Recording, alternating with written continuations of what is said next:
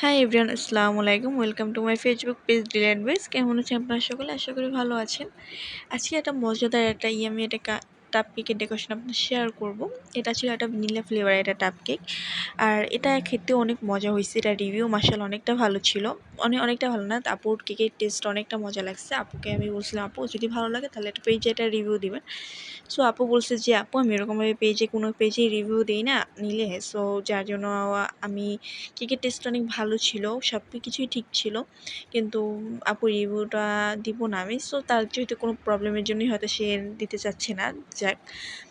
তো সে আমাকে মেসেজে স্ক্রিনশট মানে মেসেজ যেগুলি করছে, সো এইগুলি আমি হাইড করে আপনাদের দেখাই দিব যে রিভিউটা কীরকম ছিল। তারপর এই কেকটা ডেকোরেশন করার সময় আমার বোন আমাকে অনেক হেল্প করছে। আর এই কেকটা যে আমার অর্ডার ছিল আমার একটুও মনে ছিল না। আপু আগেই মানে একদিন আগে সে আমাকে বিকাশে পেমেন্ট করে দিচ্ছে। আমার বোন এসে মনে করায় দিচ্ছে